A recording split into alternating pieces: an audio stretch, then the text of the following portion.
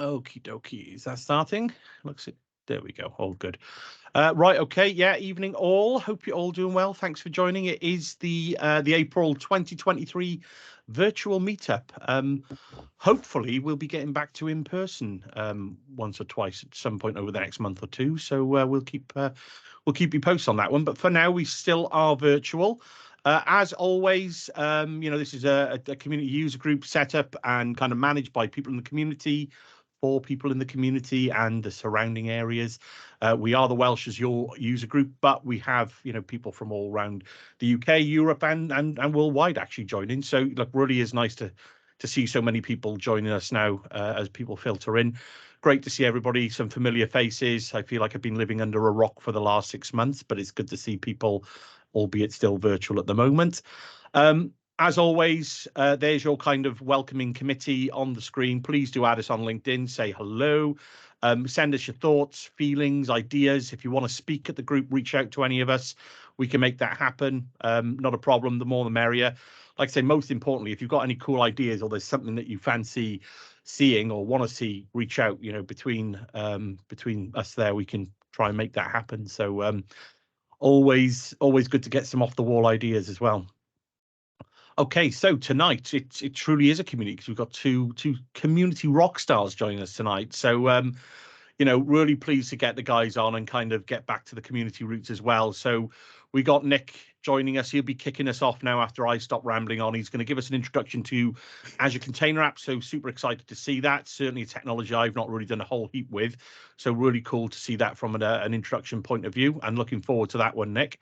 And then Dan's going to join us, and he had a last-minute change of heart in the presentation, but this is equally as intriguing. So looking at Azure PaaS and private networking. So yeah, really looking forward to that one, Dan. So probably just shy, 7:15, something like that. I think we'll probably be aiming for that.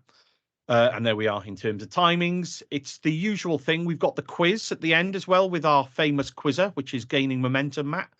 Use it today for a customer call, and it all went really well. So yeah, if you want to know more about Quizzer, put it in the chat, and I'm sure we'll drop the GitHub repo up. Matt will probably drop it in there now anyway. But yeah, up for grabs, a couple of Amazon vouchers. So stick around if you can after the sessions, and we just have a little bit of fun with that as well. Just a couple of house rules. As always, I'm sure you've seen these kinds of things before. It should go without saying, but please, everybody, please do be courteous to each other. We are all here to learn and have a bit of interaction.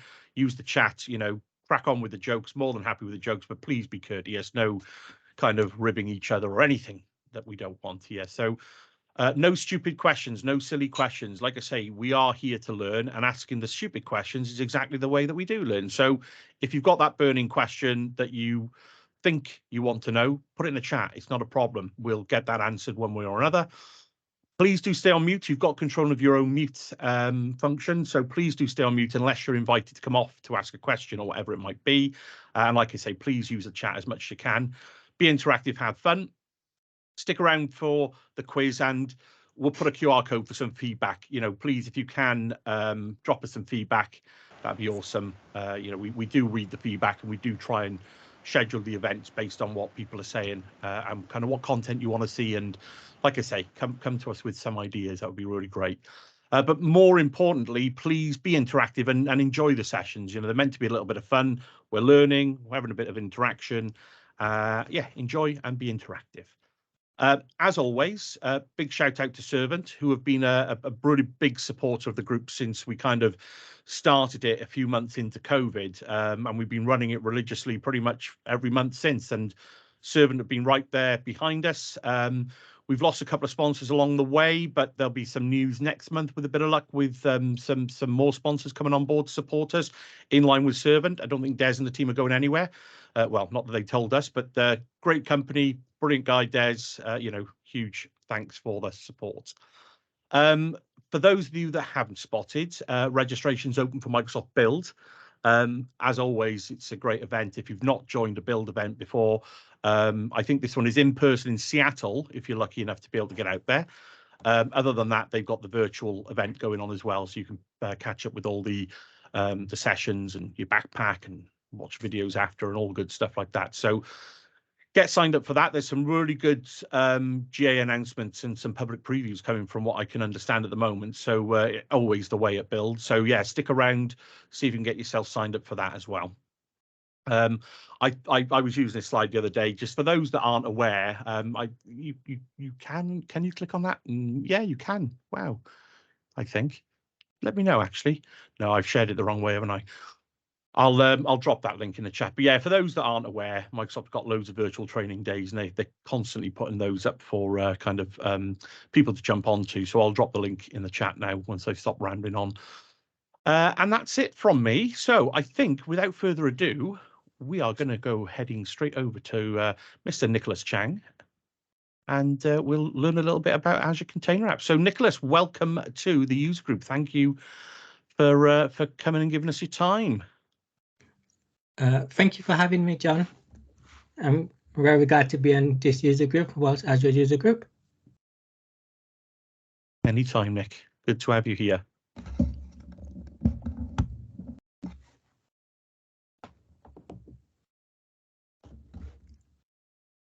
Okay, so I'm going to stop now. Sorry.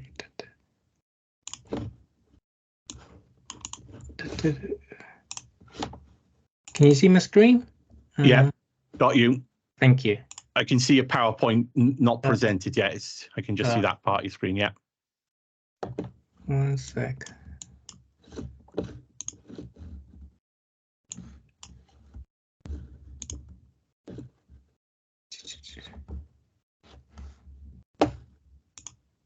Okay, for some reason I can't zoom in.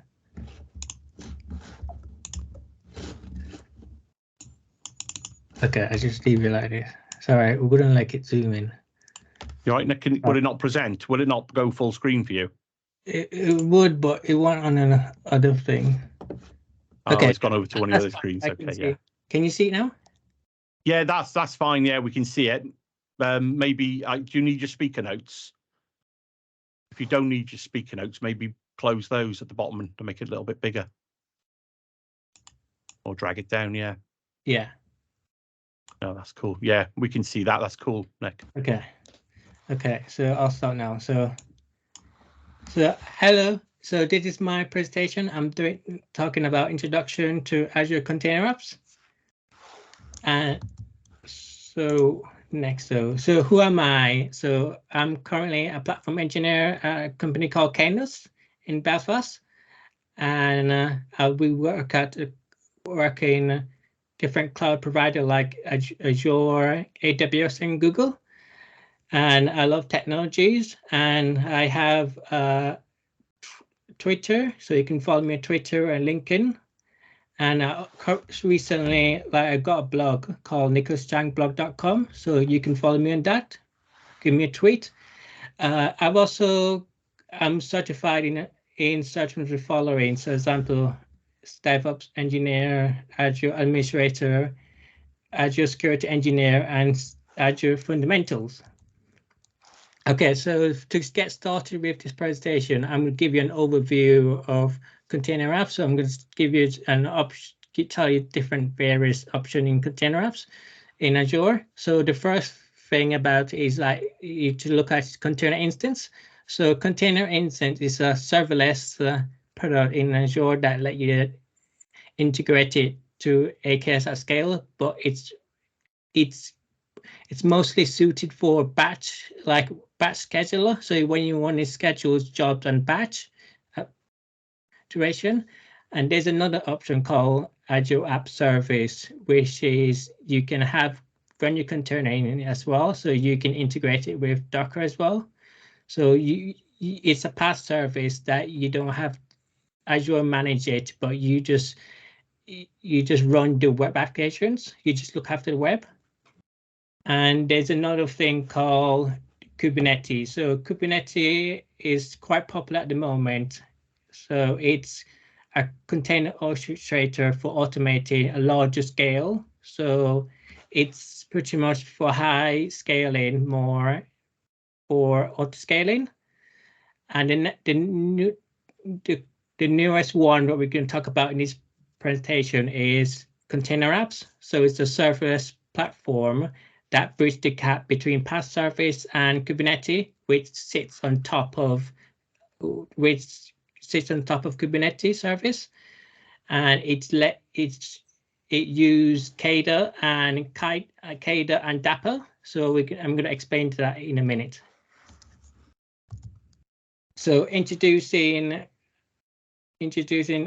Azure Container Apps. So Azure Container App went GA last, if I'm correct, it went GA last May, and it's just containers. It's a platform as a service let you build modern apps, microservice, and then it connect to Kubernetes. So some of the tools that you can integrate with is like Kubernetes, CADA. CADA stand for event-driven autoscaler, and Dapper. So Dapper would stand for distributed application runtime, and then Envoy is another one that you can use for ingress. So we can go into details about it. So to give you an idea about container apps, I'm going to start by talking about the environment. So the environment of the container app is like it's like a boundary between certain group container apps. So in Kubernetes terms, look at environments like a namespace in cloud native, and it's container environment share the same log space and virtual network between each more than one container apps, and you can use it to share various functions. For example, the Docker configuration between different services as well. So I'm going to give you an overview of how container apps work. So container apps work with different programming language. So it works with different various programming language, and it can deploy images your favorite, like private and public container registry. So like it support ACR as well. So, and then you can support Docker from it as well. So one thing I notice is that currently it only support Linux-based container apps. So in order to deploy Linux images, it only support ARM64 for some reason. So instead of using Docker on your computer to push the image, I would recommend use ACR to build the image and push it, because it works better, because it only support Linux ARM64 for some reason. And you have ability to define multiple apps. So you have different container apps. So on your right hand side, you see an image of various. So you can see different revision. So we can go into details with what's revision later on. And then it's by underneath revision, there's a replica. And then there's various containers in the replica. So aside from in a container, it have different services or things that you can do in the containers. For example, you can use health probes. You can use it to our readiness. So health over readiness or liveness it's a way how you can track your containers, whether it's running or not. So whether it's how well it's starting up. So you can use health probes like to track the health of it. So the health of a certain path. So in the container, yeah, and then it's containers are grouped together in a pod together. So it's a pod is pretty much, it's similar to AKS, the pod, but and then inside you have certain revisions.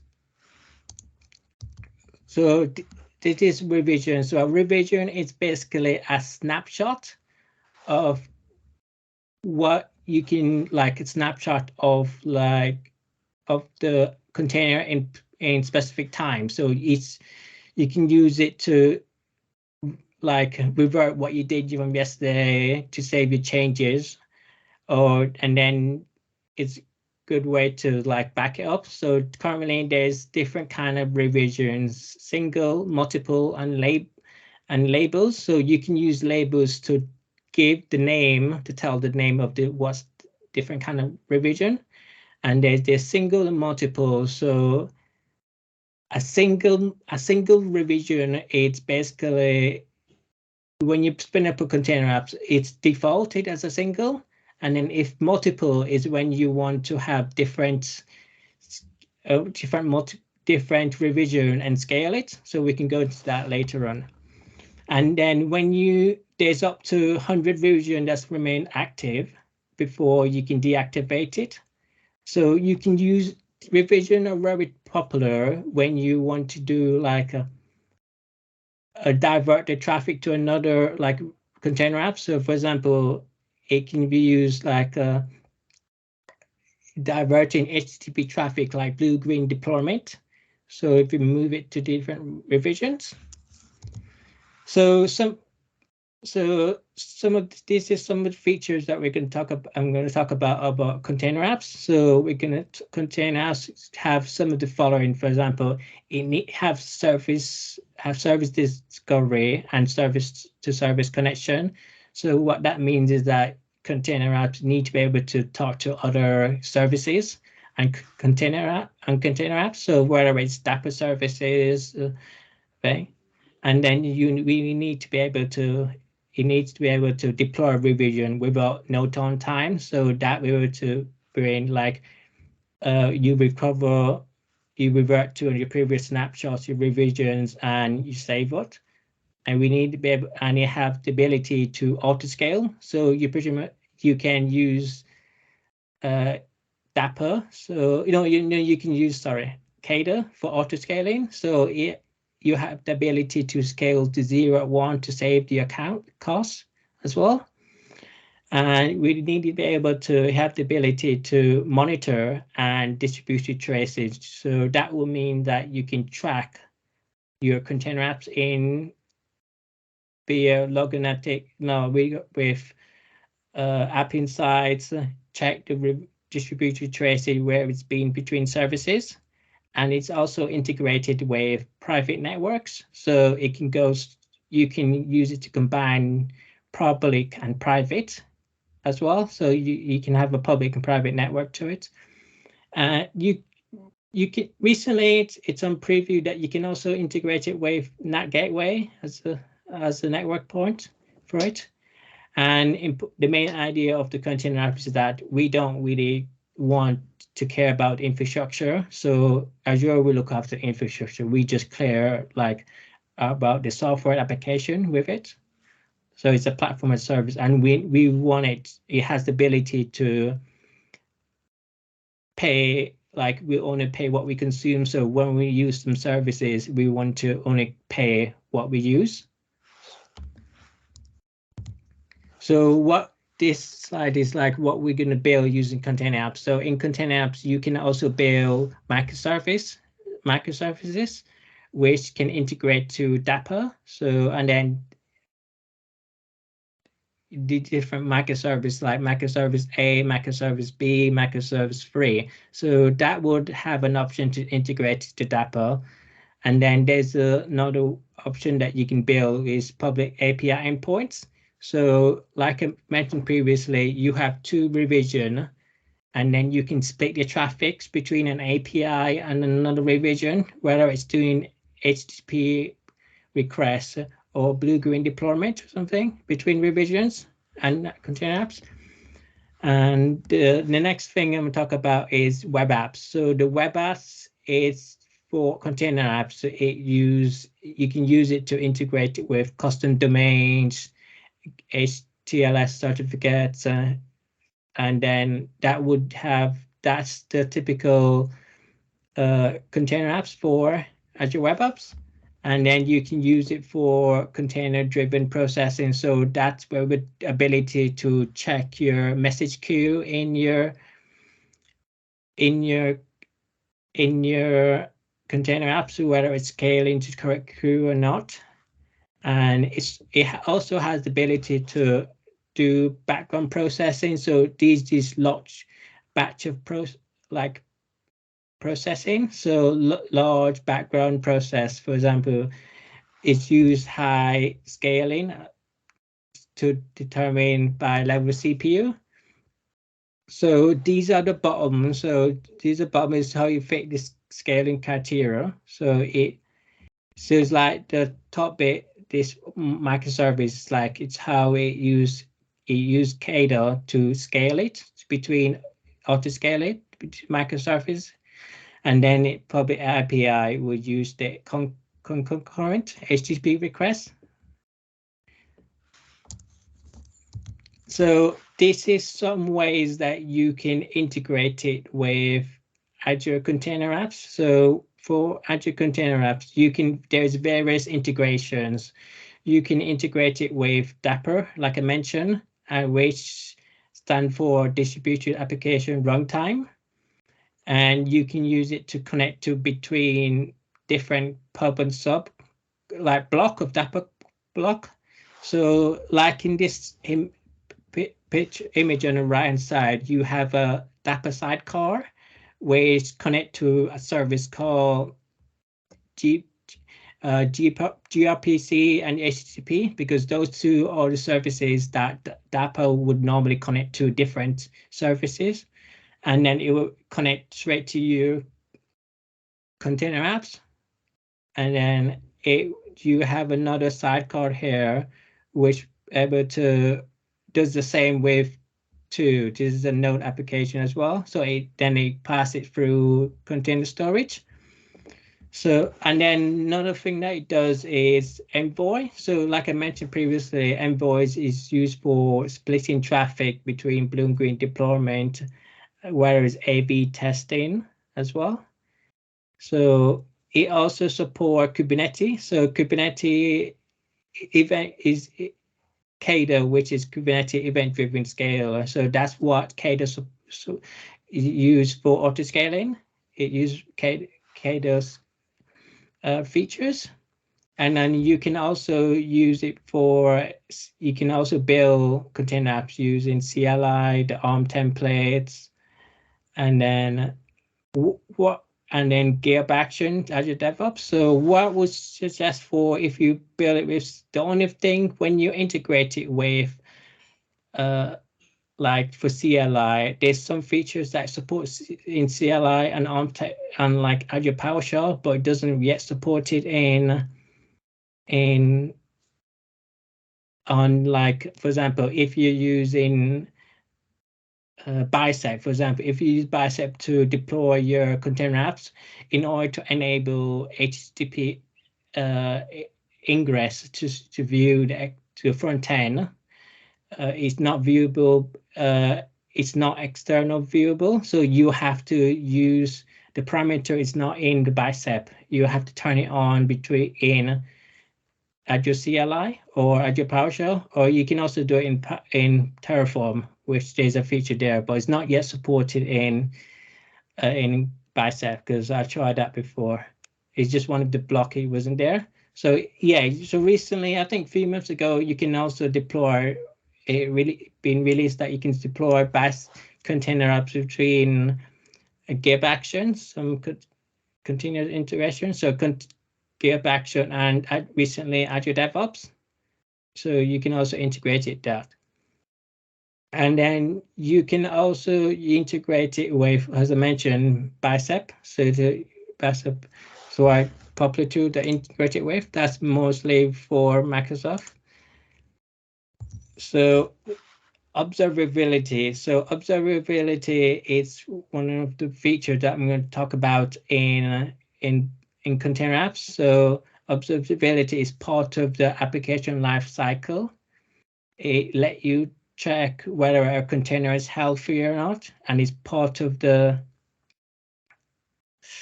So it has various features with the monitoring observability. You can either connect it to Log Analytics workspace.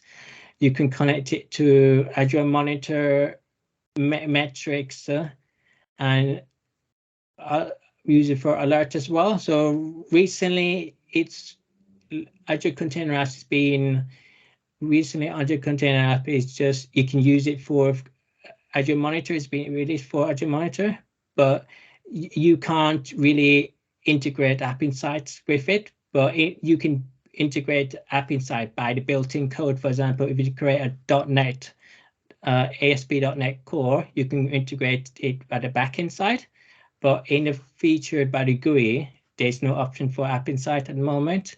So you can use it for log monitor metrics, log monitor as well. And in order to do that integration with App Insight, you only support SDK. So you have to, your .NET Core or .NET app would need to be in a SDK format before it read it. Okay, so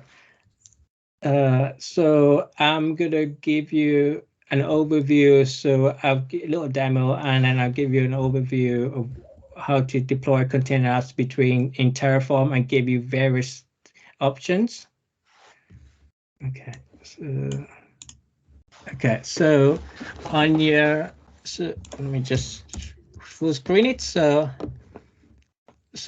I was trying to deploy container apps in Terraform. So what I found out yesterday, so these are notes I found out yesterday, is that some of the features are not yet supported, even though it's on Azure ARM like provider already.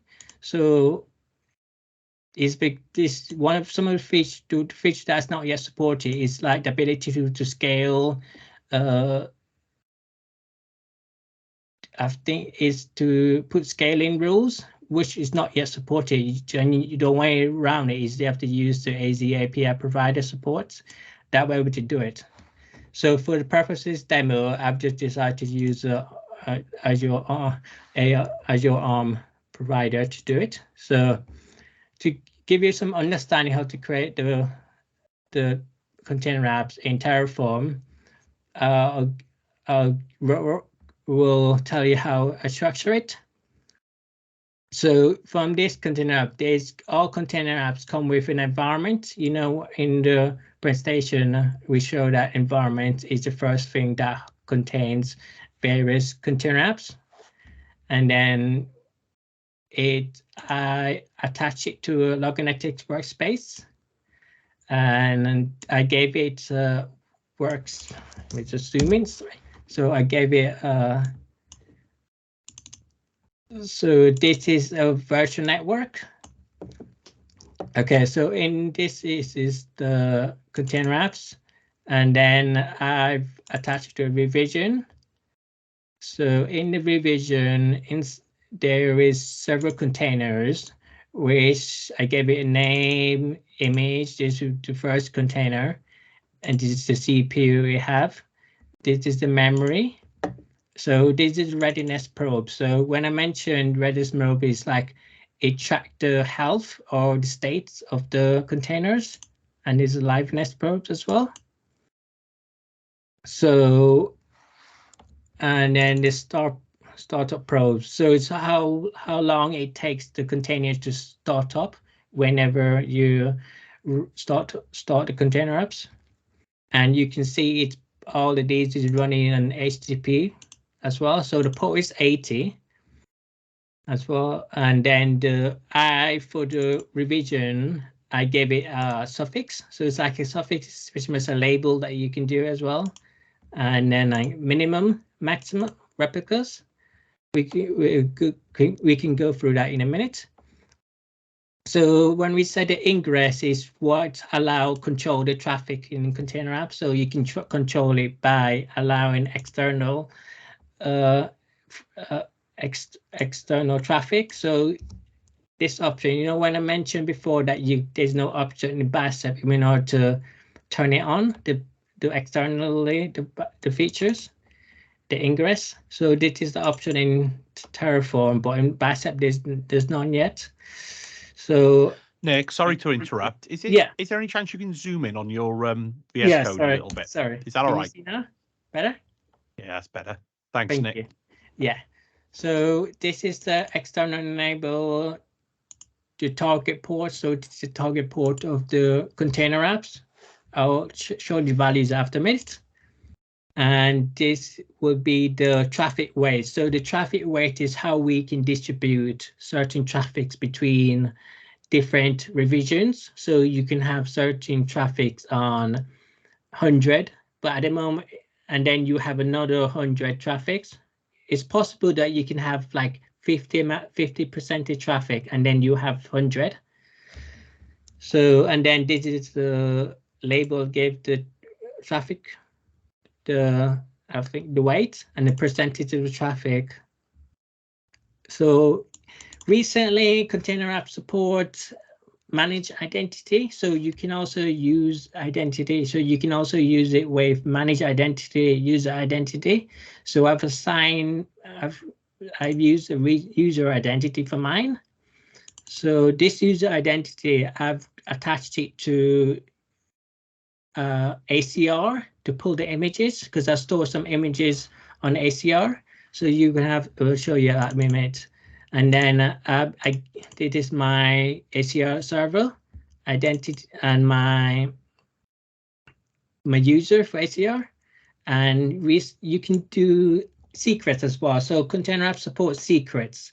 So you can support secrets, and you can also attach it. Recently, there's one release feature that you can really use it for Key Vault. So it's possible that you can store secrets in Key Vault as well. So for this purpose of this demo, I'm storing like an access key here and give it store my storage account primary access key.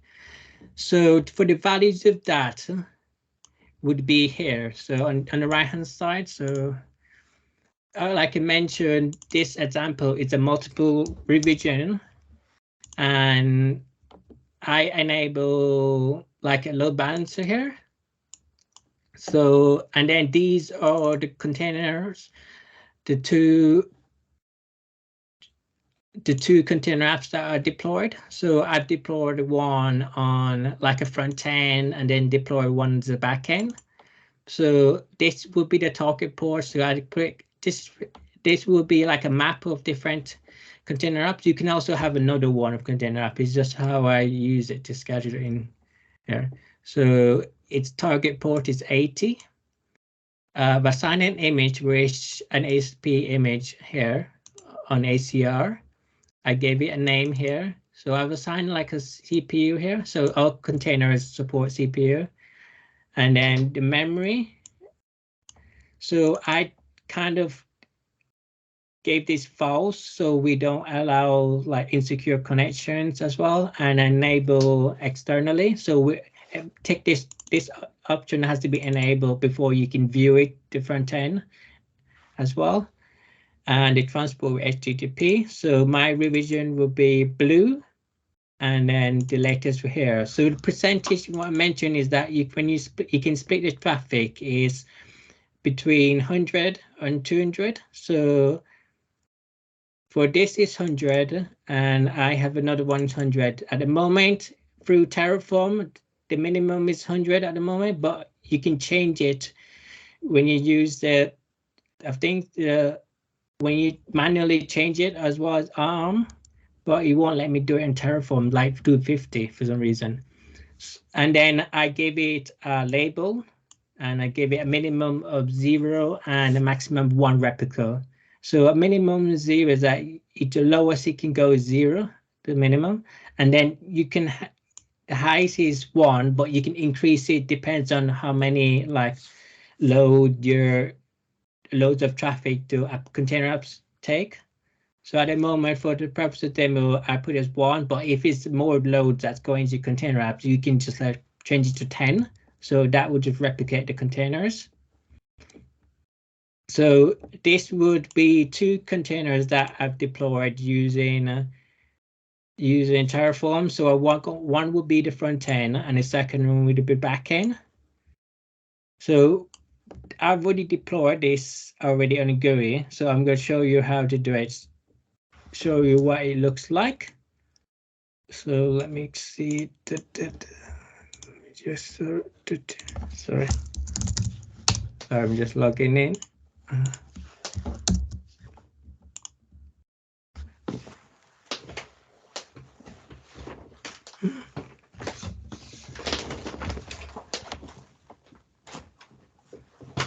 Sorry, 2FA, sorry.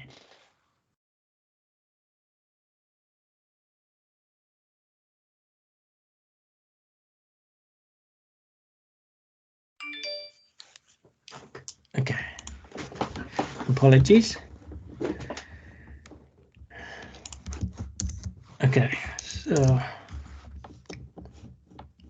so when I deploy the container apps, I have my resource group. So this is the primary of where I put all the containers for this demo. So we have the front end here and the back end, and I connect it to an app inside, and there's a key vault and log genetics workspace. And let me zoom in first, and then the storage account. So you can use storage account to store the files integrated with a container app, so it can store the file. So you can use storage account for use cases with Dapper. So that will store the file for it, Dapper, in the containers. And this will be manage identity.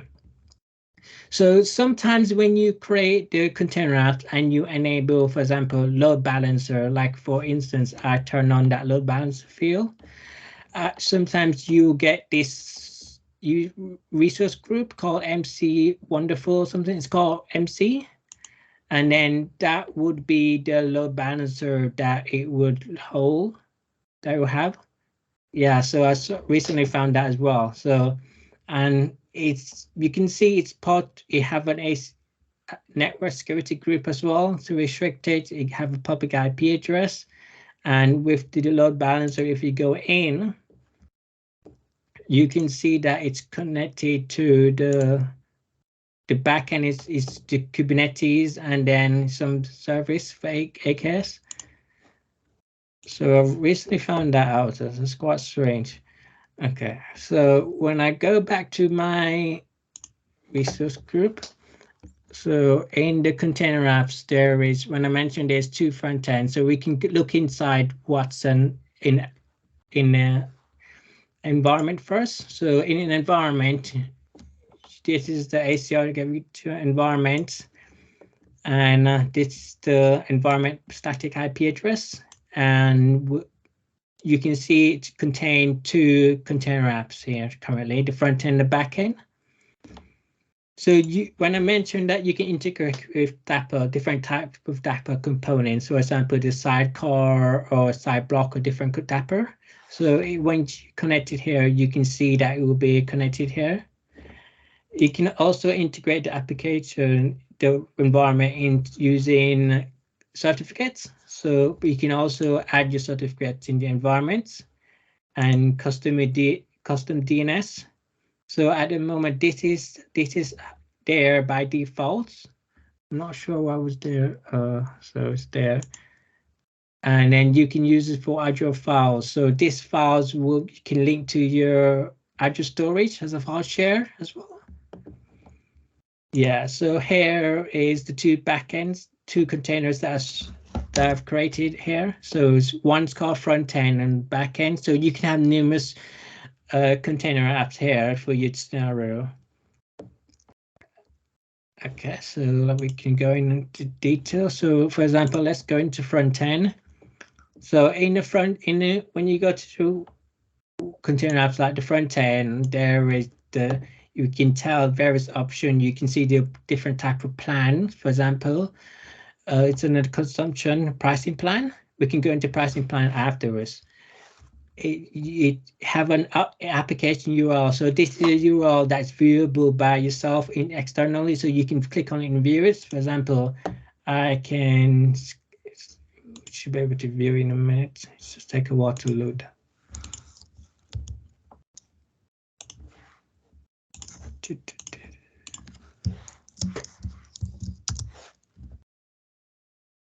Okay, it's just sometimes it takes a while to load. Okay, so and then this is okay. So the first one you can view. See, it sometimes just takes a while for the container to spin up, when it's have revisions. So yeah, I'm just using this as an image. So I've created two image on my container app ACR. So this is the app 1, other one will be app 2, so we can tell the difference. So you can use to attach to manage like identity provider. So this is an option for secrets. So when you click secrets here, there's a recently option for key vault. So and then you can use the manage identity with the key vault. So that's quite popular. That's recently one of the features that's been released a few weeks ago. So for the ingress type of the container apps, at the moment, it's set to traffic, accepting traffic anywhere. And this is enabled because you can tell it's enabled through my Terraform code. So what does this mean? That this is currently enabled here for accepting traffic by anywhere because the load balancer is not set up correctly. Even though I enable it in my Terraform code, it's not currently set up under this resource group. You know, when I mentioned it earlier, this load balancer. So when you create that load balancer, when you enable it, you get this resource group, and that one when you enable it again, I think I'm on the wrong one. Sorry. That will be enabled, and then I just didn't get it working yesterday. So this is normally I would advise for like a real world scenario when you deploy things to production, you can still use it through VNet, or you can attach it. Another case scenario, you can attach your container apps into a private endpoint on your VNet to get it extra secure as well. So it supports private endpoint as well. So not only VNet, but it supports private endpoint. So the purpose of this demo, I only just did it as traffic anywhere because I couldn't get it working yet. And we can see that the traffic is HTTP and the transport is HTTP as well. And the target port is 80 like defined here. So this allows some IP restriction. So we allow our traffic so we can view it. You can whitelist it to your own IP address or like so certain resources if you want. And so another option that it support is like GitHub and Azure DevOps. So this is one way you can use it for GitHub. So you can use it to ACR as well. So and then Docker Hub. So I wanted to show you something regarding container apps between those two. So in revision, it's quite cool. You know, when I told you that you can split traffics between revision. So I currently have, this is one of the revision that created that is normally the first revision at front end, and then it's got 0 labels and 0 traffic. So it's possible that you can, by default, it goes to 100, but you can do another revisions and then you can see the traffic. So I want to show you that when I view here. So we can give it like a test revision, for example, and we can use the same container apps. And then I want to show you the scale. So this is the option that we couldn't do by Terraform in Azure ARM, but we can do it like Terraform AZ API as well. But you can do it by in CLI or Azure PowerShell. So this is the minimum and maximum scaling for a container for the revision. So if we put it up to, for example, 10, like 0 to 10, and then just do like a test. I just want to show you HTTP scale rule. Sorry. Yeah. So concurrent 10. Just give you an example. So and then we can create. I just want to show you what it will look like when you can track the revision, how the scale and the replicas between it. So it's taking a while for it to come up. So once this done, you'll be able to see the scale and how long it takes to replicate it. So it's just deploying a new revision now. So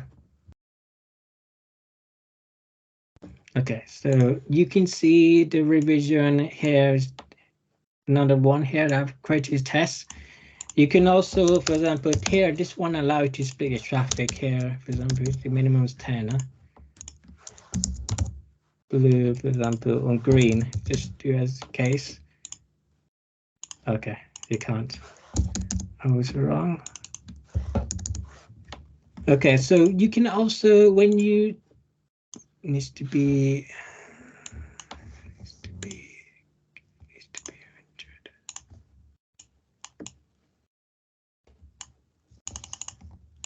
100. Okay, so you only can have 100% revision, and then this is the active, and then you can also show any active revisions.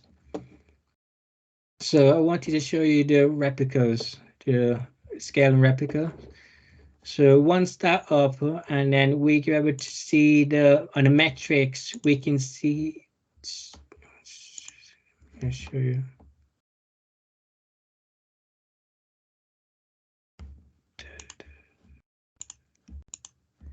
Okay, so we can see the replica count. So we can see how long it takes to replicate. So when we give it more, we can, it's just taking a while to load to the next. Here, I think it's because the revision is changing. So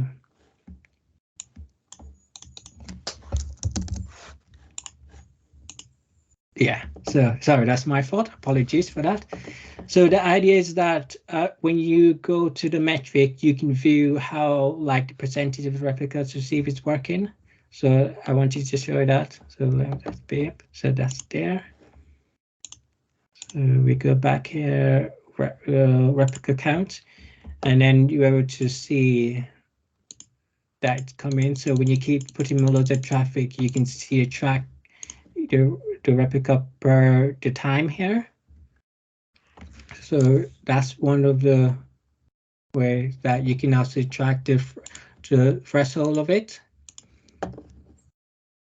So another way that you can actually view it for monitoring is when I mentioned that log stream. So you can use it to see log stream, can use to view diagnostic your container app, so you can see it actually what's inside the containers, and you can view it by console. So this is like a Linux terminal that you can view it.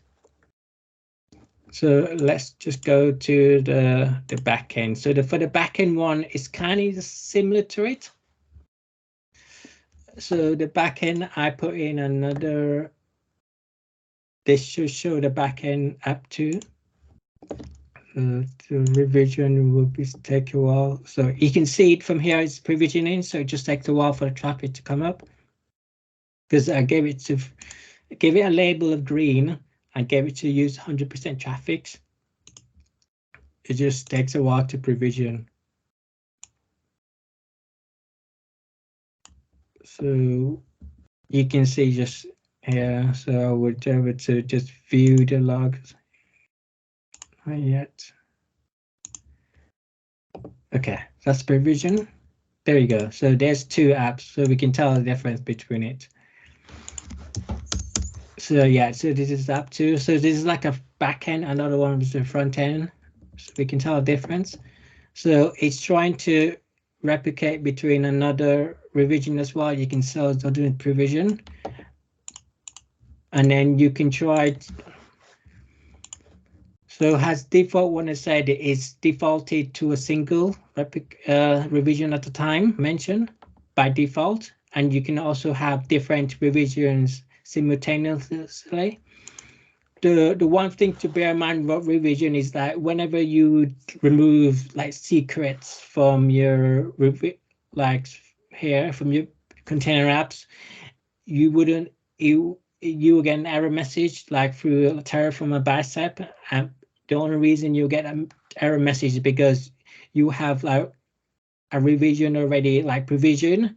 you will need to deactivate that revision and remove the secrets. It's just one of the issue with container apps is like you have to make sure any of the endpoints got disconnected before you can gracefully remove the secrets. And so it just takes a while to provision. We can go back to that. So that will be identical. So it supports for the container app is used. I've also used it for App Insights. So for the Apps Insight, I can be able to monitor the live metrics of it. So of the container apps. So for here, you can see that. Sorry. Yeah, so you can see how many like requests coming in for each containers and stuff. But like I mentioned, it doesn't really support the App Insight through the container apps through here. You have to put it through the backend like the ASP.NET. So I've already integrated to the my ASP.NET App Insight. So I've put it in my appinsight.json, but there's another way to do it. It's just so, and another way that I've done it, you can use, that just takes a while, so we can use, I'll just go back. So yeah, recently you can also do it by like NAT gateway, or you can also do it by private or public like VNet and stuff. So you can also do that as well. So let's go back through here. So this is the pricing module of container apps. So it uses consumption-based and dedicated plan. So the first 180,000 CPU seconds of nearly 2 million seconds of each month are free in a subscription. And you can also have, recently there's dedicated plan management. So that's like a fixed cost of like your plan of the cost. And recently there's a feature has been released in Azure Container Apps for pricing. It's called Dedicated Support Plan Preview. And from this on the right hand side, you can see a screenshot of the pricing. For example, the container apps dedicated plan, you pay roughly 9 pence per hour, and you can see how much memory and GPU. You also pay resource consumption charge, so you only pay like how much you use. For example, if you pay for if you use more of the resources, you pay more. So this is one of the, I've added this as a slide because it's very interesting to keep up to date with container apps and new features as well. So it's like a roadmap of container apps. So you can, this is currently on the GitHub, which I'll give you in a minute. So it's like a roadmap of how you can tell the container apps team at Microsoft is doing. So anything's on public preview, in progress, currently on GA, for example. So certain things that's currently on, like being in preview, would be the Key Vault, what I mentioned. It's called in public preview, Azure Monitor integration. So we get the ability to take metrics from Azure Monitor. And they're working on doing a public preview on support some net size 27, so it's smaller, because there's quite a large range before. I think normally it's 24, and they want to make this smaller range. And yeah, and some other things in public preview will be UDR. So some of the future, like it will be the event-driven job. So event-driven job is that it would have multiple, like 3 different jobs at once. So this is quite good feature that I normally look at for container apps to keep a track of like the progress, what's new in the container apps, the roadmap. You can see what what the teams are working in Microsoft. So I added these slides to get like to help people stay up to date with container apps. So how people can learn. So you can also go to on YouTube. There's a Azure Developers channel that's there. So that you normally have different like meetups for a community meetup from Microsoft, and then talk about container apps per month. So recently, there's one for March, February. I think they started in February, so there's February and March. So it's quite interested. Sorry, let me just go back. Yeah, that's quite interested. I recommend that. So, and then the container apps, they have their own repo. So this is the GitHub repo where you can stay up to date with the roadmap, any of the, and then make feedback. And then you can also, this is the March community like videos for it on that link, YouTube videos, and then you can stay up to date by following their Discord channel. So they have the Discord channel where other people in the expert of container apps can learn from each other. So container apps. So if you go on GitHub and you just type in container apps, you can get direct to that link. And then you go to, there's a link to Discord channel. So that's quite interesting. There's quite a few conversation there about like Dapper, Kada, and then container apps integration as well. So, and then you can also follow popular people on container apps through Twitter. So some of the people that I normally follow would be on that hashtag AZ container apps. So some of the amazing people that I would recommend to follow is Gert, Anthony Choi, Will Khalida, and Kendall. There's other popular ones. Those are just some of the people that I would recommend as well. So let me just go. So how to get started. So I've added a slide to tell people how they can generally get started using container apps, even though it's quite popular too at the moment. So you can get started using the Microsoft Docs container apps. So learn at Microsoft.com. They give you some step-by-step guide on how to do container apps. So you can deploy it. And when I mentioned that you can use it through the AZ API provider, which for Terraform you can, but you can't really do it. I wouldn't recommend doing it through what I did at the moment, because some of the features like scaling sets and stuff that you can't do on the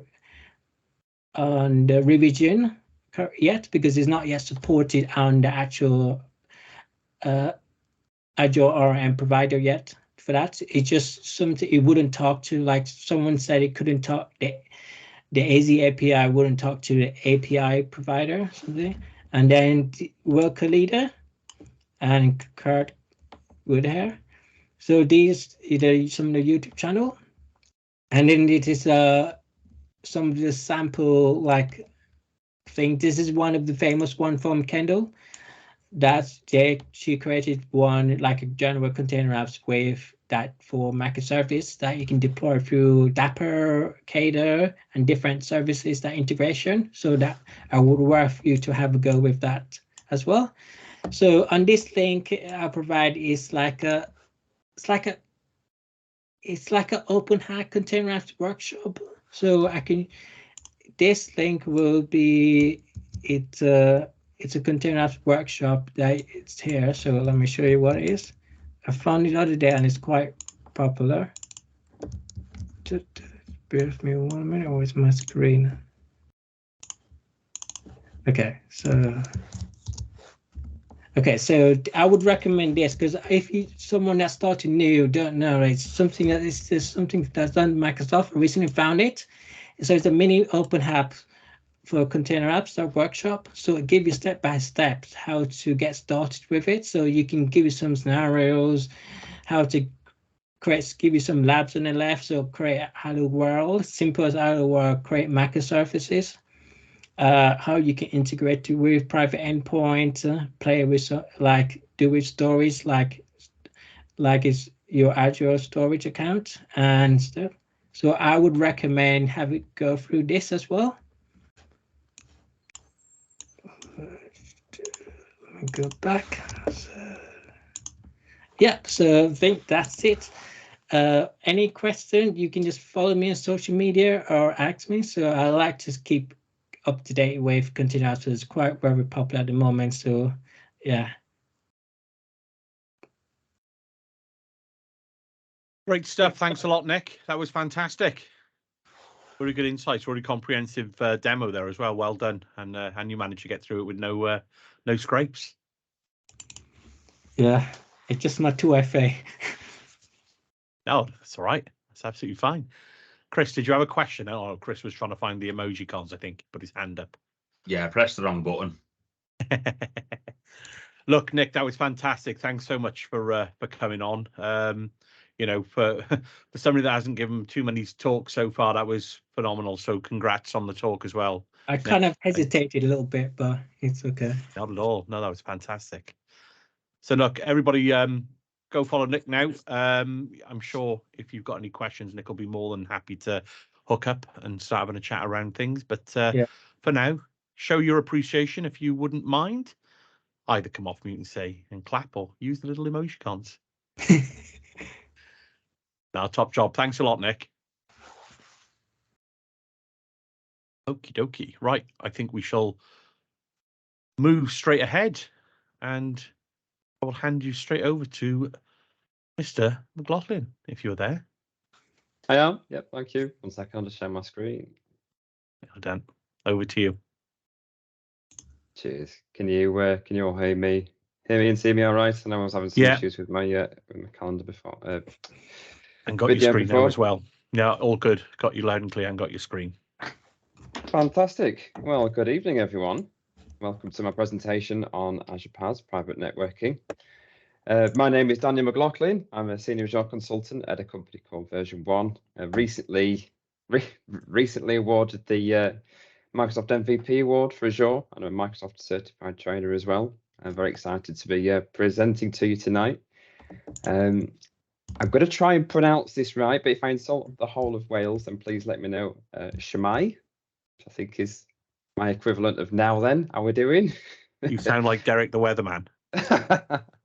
When I tried it before, my colleague said I sounded like Super Mario, so I'll take that as an improvement. I don't speak Welsh, by the way, Dan, but that was good. Okay, yeah, that's good enough for me, John. Thanks very much, mate.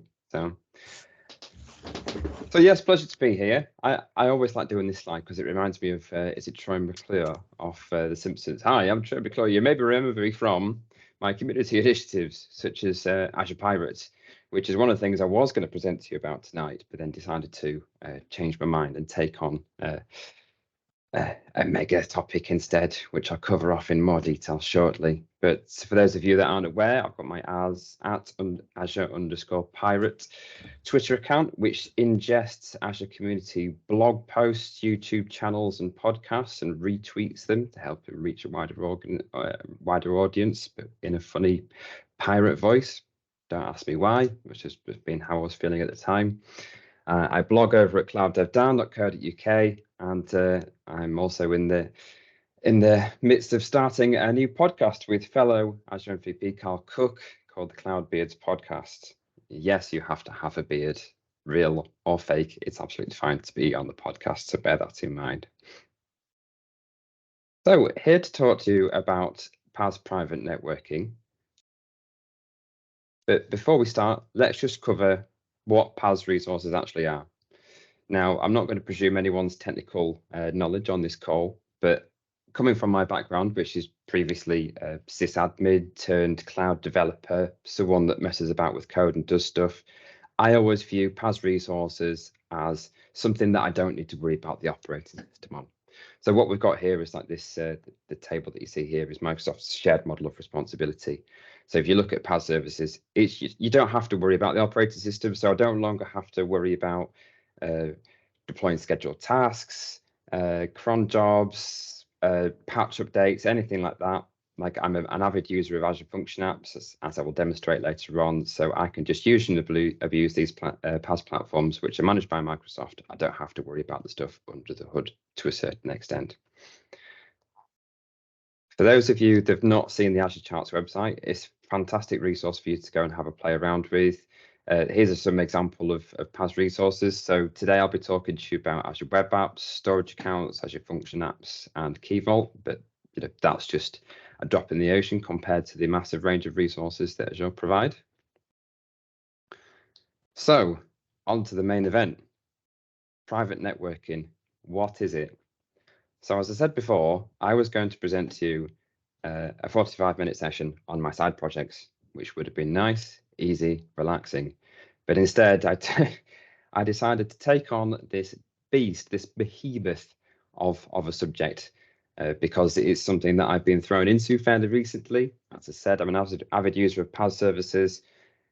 Topics like private networking, private endpoints, service endpoints, they keep cropping up. They're being actively encouraged by Microsoft. There are absolutely pros to them. There are some cons as well. So what I'm going to do tonight is talk about my experiences with them. I'm not going to attempt to boil the ocean, so I'm going to try and keep a relatively specific scope. So I'm going to be talking about public endpoints and private endpoints and what the differences are there, service endpoints as well. I'm going to be throwing in some demonstrations for you. So I'll be clicking around, actually showing you what my experiences have been like. And I'll be talking to you about how that could impact topics like access. So if you've got a private PaaS resources running in your Azure subscription, how do you access them? What about DevOps? You've got to think about these things. So I'll be covering those off. Before I get stuck into the nitty-gritty of the networking side, there are some core concepts that I would just like to run by you all, because they will have an impact and an implication on how you work with these resources. And again, I don't want to presume anyone's technical ability here, so I'll just go over these at a relatively high level. First of all, it's the difference between authentication and authorization.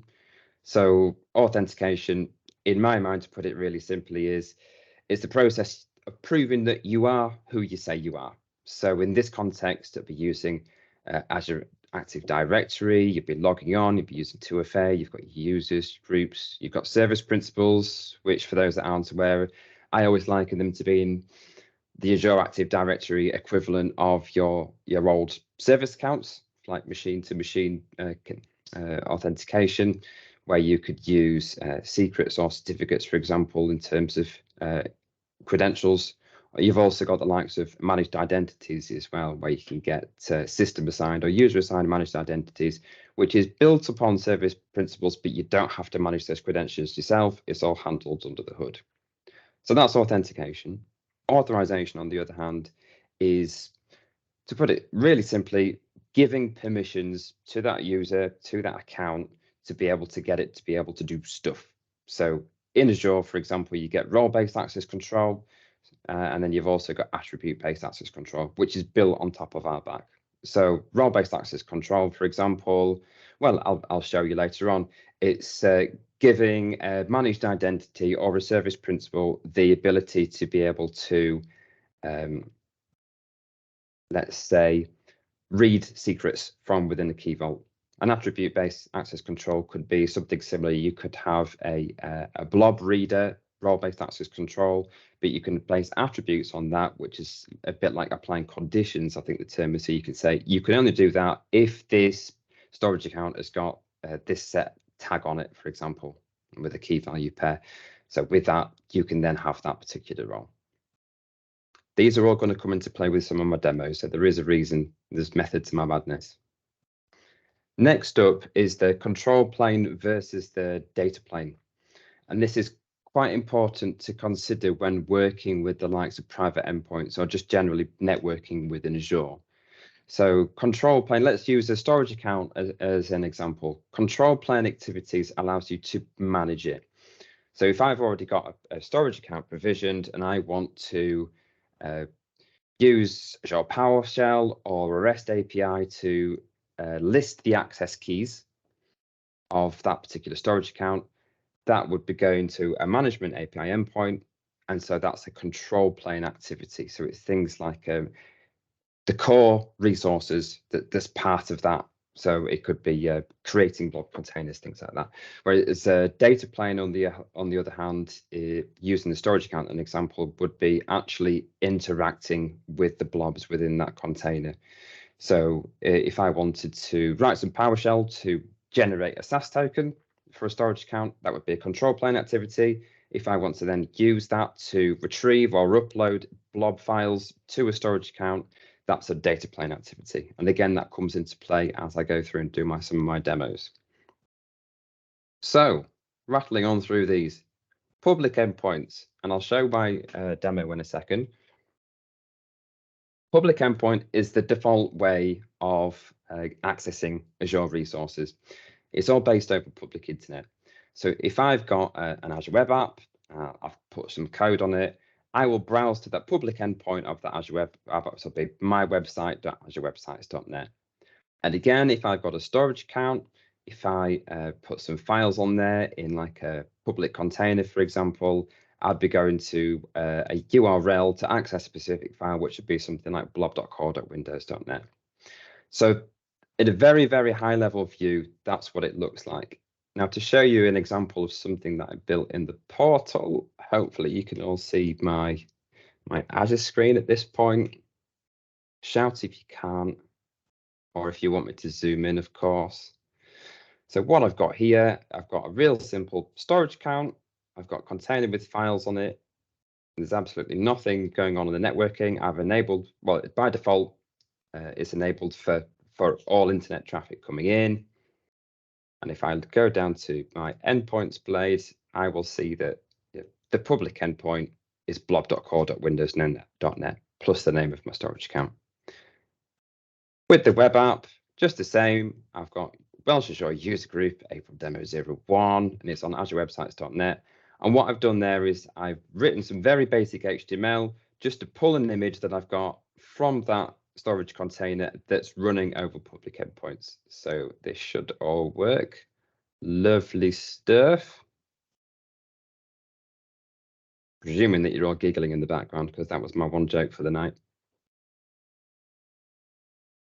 That'll cost you to store that image, Dan. Yeah, Extra. it was from my my personal stash, John. Was it? Fair enough. Fair enough. Okay, I think of it. So I wanted to cover off public endpoints because that's how you may typically have worked with these resources before. What we've got next is how you can then restrict those public endpoints to try and gain control over access to those resources. So I'm going to shift context ever so slightly, move away from Azure Web Apps and onto my favorite resource of all time, Azure Function Apps. So Azure Function Apps, to put it simply, I just use it to execute short scripts in Azure.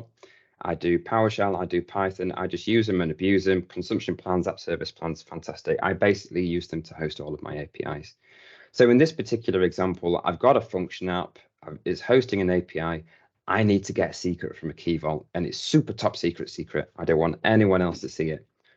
By default, that key vault is going to be publicly accessible. Yes, there's going to be some authentication around it, but the endpoint for that you can reach over public internet. And I don't like that. That makes me a bit nervous.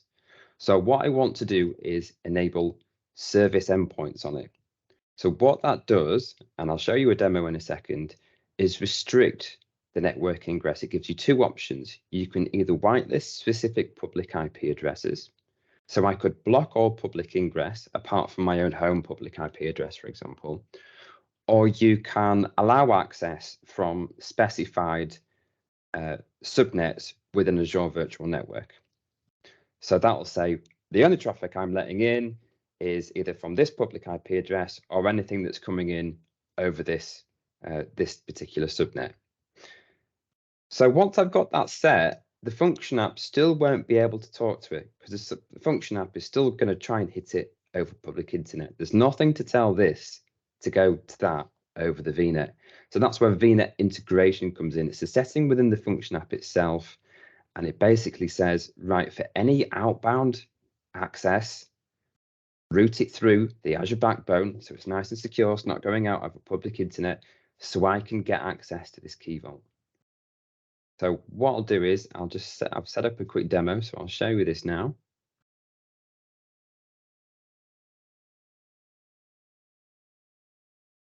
So here we have my Key Vault. I'm going to go straight to the networking side so you can see it. Probably should have shown you the VNet first. I've set the integrated firewall within the Key Vault to only allow public access from specified virtual networks or IP addresses. I've not got any public IP addresses. I don't want anything to come in over public internet. And I've linked it. So I've built a new VNet within this resource group. I've created a new subnet within that called integration subnet, and I've stuck it on here. So this Key Vault is only going to accept incoming traffic from that subnet. Within the function app, there's also a networking blade. When it loads, or is it down here somewhere? And there's a section called VNet integration. And that is linked to the same subnet, integration subnet. So that's saying this traffic, outbound traffic, could now talk to that Key Vault over there. Also note what I've done is, going back to the topic of authentication versus authorization, and obviously it's not loading, I didn't pray adequately to the demo gods, here we go, is enabled a system assigned managed identity. So there's now an identity in my Azure Active Directory tenant for this function app. And within the Key Vault, I can give it an access policy. So I've said, right, the only permission that I want this function app to be able to do is get secrets. So we've got authentication in terms of the managed identity in Active Directory, and authentication in terms of an authorization rather, in terms of this particular access policy. What I did as well, in fact, I'll show you the VNet now because it might help if I actually showed you what that looked like. So I've got a default subnet that I'm not using. I've got an integration subnet. If I scroll down, you'll see that it's got a Key Vault service endpoint and a storage service endpoint, although the storage one isn't in use, but it's got a Key Vault service endpoint on there. And it's also got a delegation as well. So that means that the function app itself can control use of this particular subnet. For example, in a scaling scenario, if the function app was set to scale, it means that it can utilize this subnet accordingly. And if I drag this over, in fact, I might do it on here, just to demonstrate that it works. Of course, it's not loading. Lovely.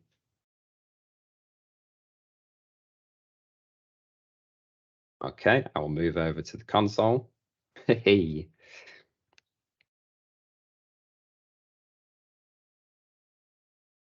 One second, folks. So what I've done is I've pop a blue Peter moment. I've pre-made some variables.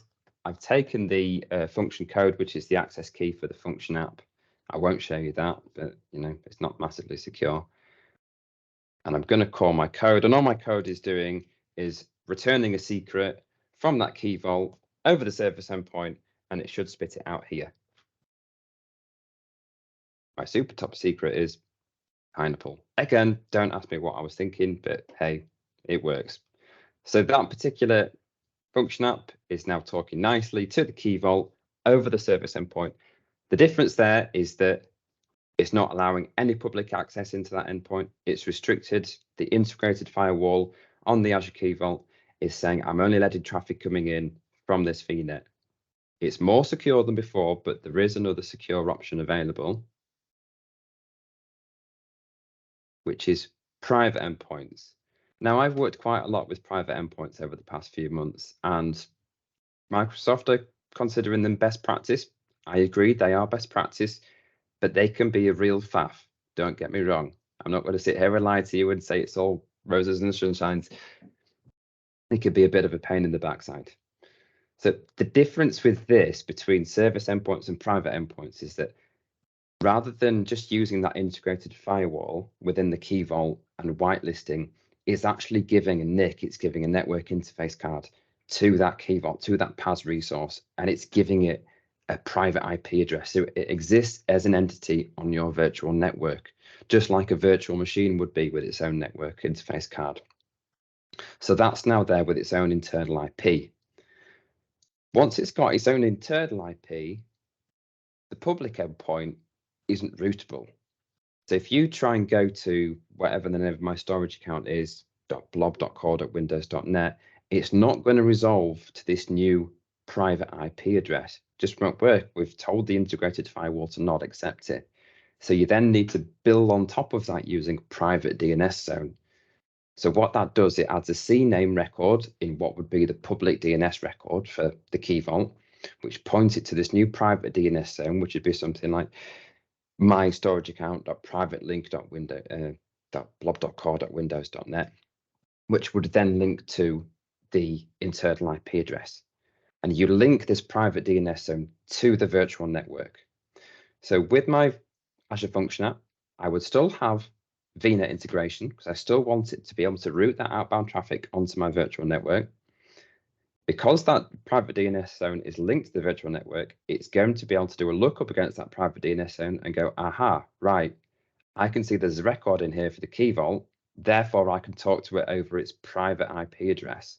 So it's no longer looking at going out to public internet to try and resolve things, it's taking it a step further by saying all of this is just going over the virtual network and the Azure backbone. So I've set up a bit of a demo here just to try and show you what that looks like. And I'll also demonstrate how I feel, as good as it is, and as granular as control as it will give you, and I think that's the main selling point, it gives you more granular control, it can also be a bit of a faff. So as you'll see here, I have ended up with lots and lots of private endpoints, and also lots and lots of private DNS zones. And the reason for that is, with a storage account, you don't just have one endpoint, you have multiple. So if I scroll down to the endpoints blade, so yes, in this context, I'm only using blob storage. So I'm only using blob.core.windows.net, and that's just to store some of the config for my function app. But you'll also notice that we've got other endpoints as well. We've got them for queue, table, and we've got file somewhere as well. And so if you're going to lock down the storage account, an example, and you're going to use private endpoints for that, you're going to need to have a private endpoint for every single one of those endpoints here. Otherwise, it just won't work. So you can see how it quickly can scale, but also get a bit out of control. So you've got to think about how you can manage all those, and I'll touch on those in a second. I can find my key vault and just head over to the networking blade. You'll see that public access is now just outright disabled. Previously, we would allow public access either from a specified public IP or from a virtual network. It is now outright disabled.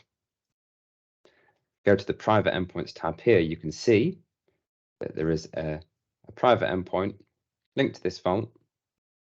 I've made a new subnet on my virtual network. If I click on this, you'll be able to see I've also got it linked to a private DNS zone, and 10.0.1.4 is the internal IP address for my key vault, so I can now access that. But as I say, rather than accessing it over an internal IP, I can access it through the same endpoint as before, but the private DNS zone is going to help my Azure Function app resolve that. Also, just talking about, so I mentioned before about authentication versus authorization.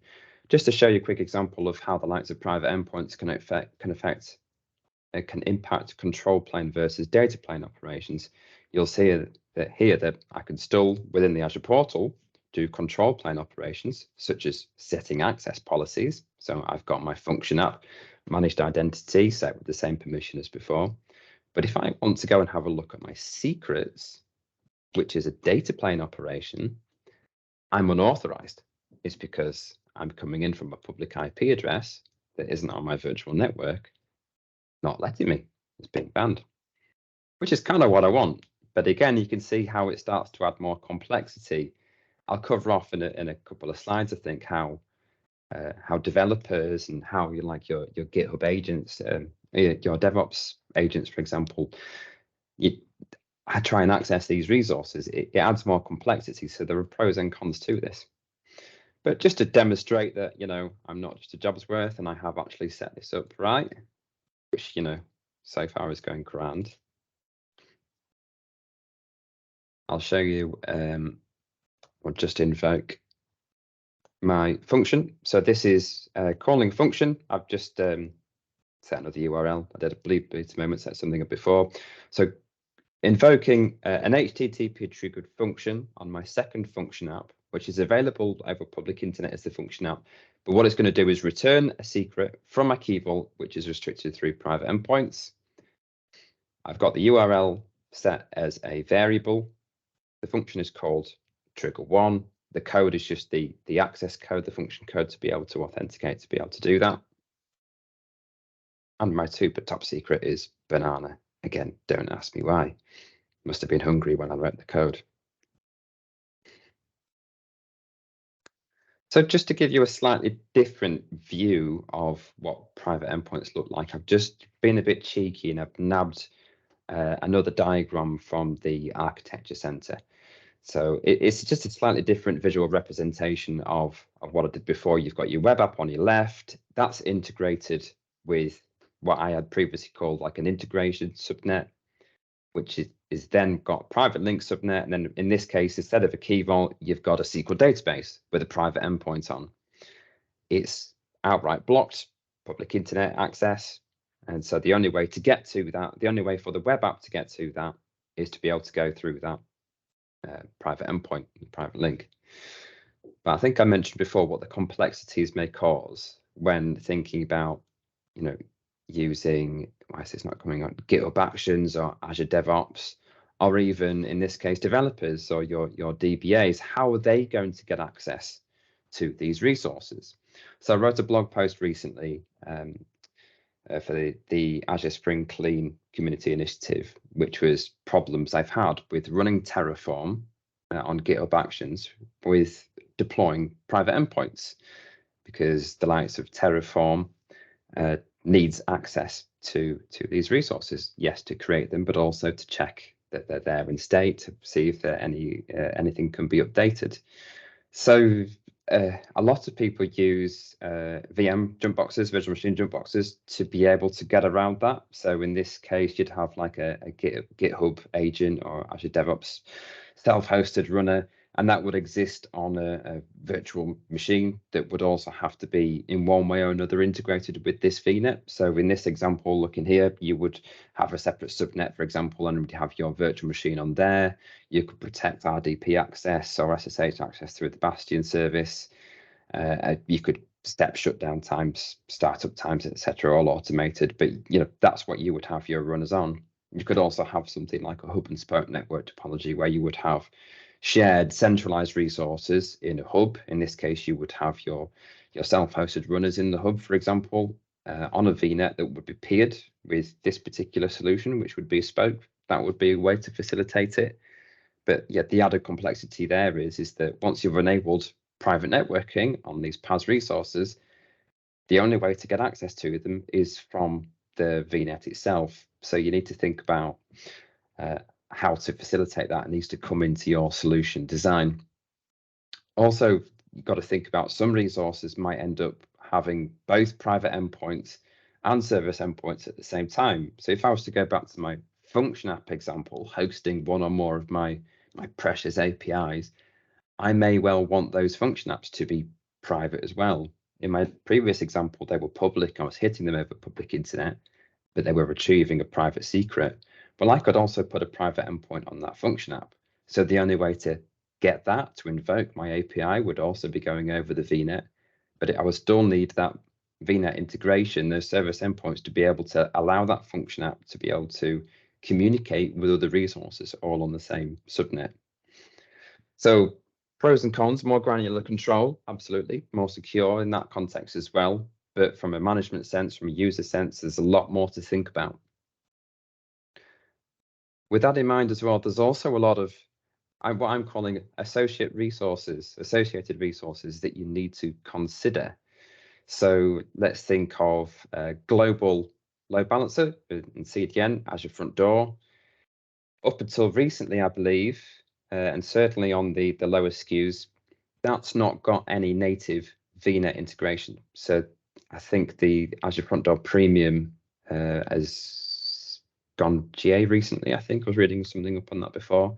Has got private link integration, which is fairly new, but up until recently, I think that was just not a thing. So there's no way for that front door resource previously to be able to communicate with your private resources. You would probably need something between it, like an application gateway, which does have native VNet integration. It has its own subnet so that you can then get into your private environment, let's call it, your private PaaS services by using that app gateway. On both of those as well, you could also look to utilize a web application firewall.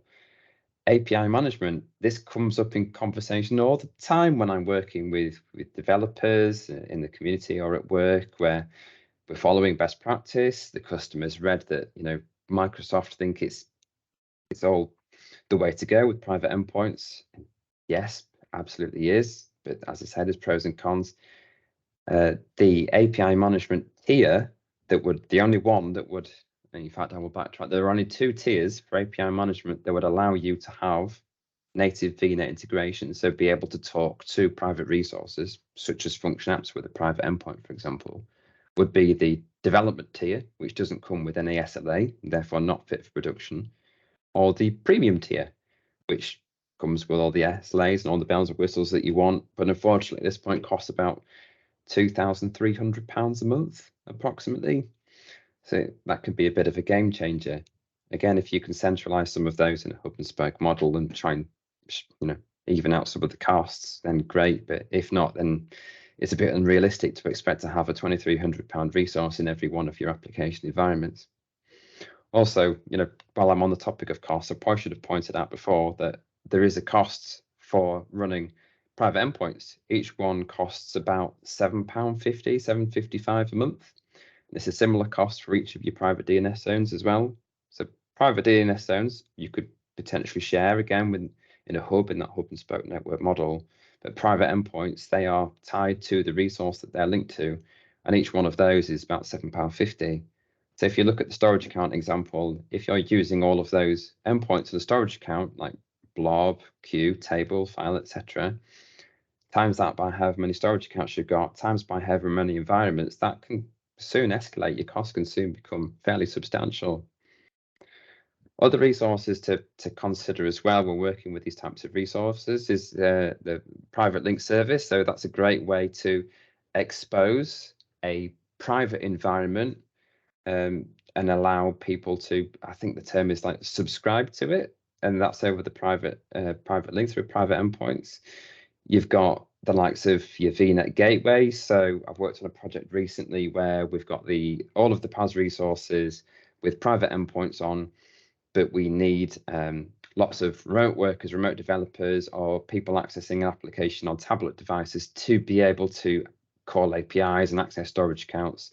So we're using the likes of point-to-site, multiple point-to-site VPNs using the VNet gateway. So again, that's just a way of getting access into your private resources.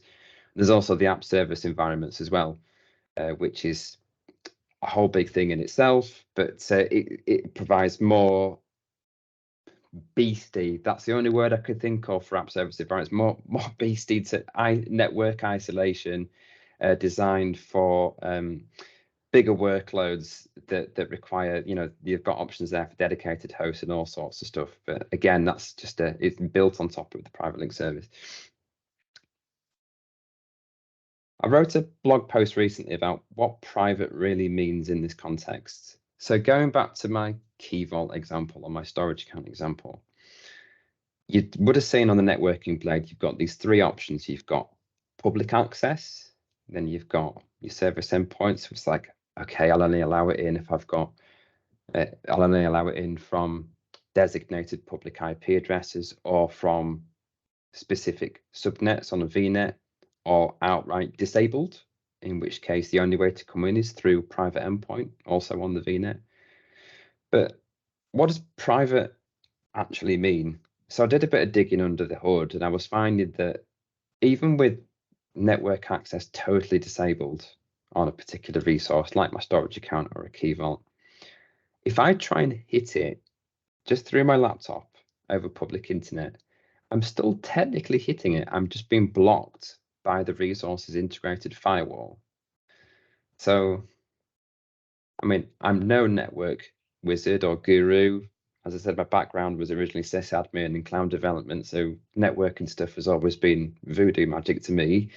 But if I'm being told that a resource is private and public access is disabled, but I can still kind of hit it over public internet, I'm just kind of being blocked, doesn't necessarily sit right with me.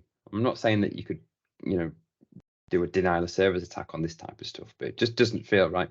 So I wrote this blog article to say, now that we understand what's happening under the hood, we need to be clear when we start talking about expectations for a customer. If you've got a customer, for example, that's really sensitive, that got really secure things, and they're reading through the Microsoft collateral and they're going private, disable public internet access, this is ticking all the boxes.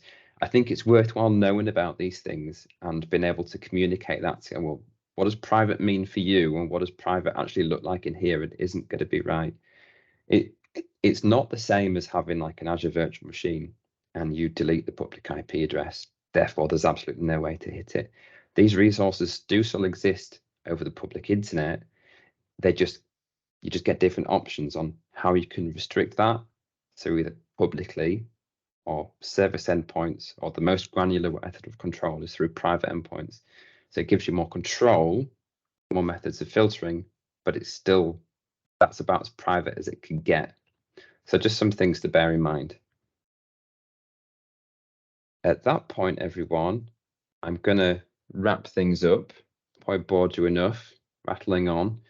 So I would welcome any questions if anyone have got any. John, if you wouldn't mind shouting out if there are questions, just no, I don't think there's any questions as such. I'm just having a quick read through now. No, I think Chris is just having a bit of a chuckle to himself about your secrets. But yeah, Sebastian's just mentioning that he had a similar issue with key vaults and private endpoints. Yeah, just saying it's a bit of a pure pain. But no, you're right, Dan. I think, in my experience as well, there's been a lot of conversations around this area. And I think certainly private link and what we can do now with the features as they've been kind of rolling out over the last couple of years has been interesting. And like you say, those conversations have to be pedantic at times to get the true meaning. But that's exactly it. Like, it's great you get more control, but the added complexity is there. And I'm going to be really honest with this, because with that website that I showed you before, John, with your beautiful face plastered all over it, I tried to replicate that demo to demonstrate service endpoints and private endpoints. And within the application code, it was just a really simple HTML file. I just had an image tag with the full FQDN, the HTTPS address to that particular file. But I found that as soon as I put service endpoints on, the VNet integration, and the private endpoints on, the image wouldn't load, even though I knew that it was right. And the only way that I could get that to work was by whitelisting my public IP address, which in my mind goes against what it should be doing. In my mind, the web app should be acting as the client, using its IP address and retrieving the image. But what was actually happening is that it was taking the IP address of my machine, my browser. And because that wasn't on the access list, it was being blocked. And I still, to this day, I mean, this was just over lunchtime, couldn't get my head around exactly why it was doing that. So, which is why I had to change gear and go, right, well, if in doubt, go to function apps to do my demonstration. You don't need to enable kind of private DNS zone to resolve to that service endpoint. There's nothing like that, because that's just private IP, isn't it, with private DNS zone? It's the web app trying to resolve the URL, but not to a public endpoint, but to the private VNet integrated IP that you hooked it into, maybe. This was even on the service endpoints demo. It just wouldn't have it. Yeah. So these things are always there to test us, aren't they? That's the point. I think this is the point of these kind of sessions. Is you work through these problems, don't you? But so how did you resolve it in the end then? Just Yeah, still didn't. It's on my list of things to have another look at tomorrow. I must be doing something else. I had the code right. I did it with SAS tokens. I even changed it to blob or container. Have you got private DNS zone set up? I didn't even need it for the service endpoints one. It was No. doing the same thing there as well. So I spent a lot of time looking at photos of you today, John. Feeling quite angry about it. No, I'm glad of that. I'm glad I've been of some use to somebody today. That's great. But no, Dan, that was fantastic. It's a really good kind of walkthrough there. So hopefully people on the call that have kind of Chris, turn it off, turn it back on. Yeah, nice one, Chris. Yeah, I did try that. Thanks, mate. But no, that was great, Dan. Thanks again for kind of giving up your time and coming on. And no, it was great talk, really good talk. And it's like anything in there. There's so many different ways you can take that and discuss. There's so many moving parts there. So yeah, really enjoyed that one. So thank you very much, everybody. If you want to show your appreciation, that would be fantastic. And we're gonna have to move straight into the quiz now, aren't we? So stick around for the quiz, both. Join in now. There we go. It's weird, and I'm still not used to this, even after 3 years of watching virtual hands clapping on the screen. It's still not right, is it? Mr. Fatunka. Yes, I would put my camera on, but OBS has just died on me again. Oh, what a good bit of timing that was. I shall skip over that one, and you'll just have to listen to my dulcet tones. So let me start up the quiz. Peek behind the curtain there. So you mentioned you'd actually used ChatGPT to generate some questions, have you? I have. Hang on a minute. Nobody entered just yet. Let me just check what that's doing. Something weird has gone on there. Let's try that one. I'll have to have a look in the logs of what that was.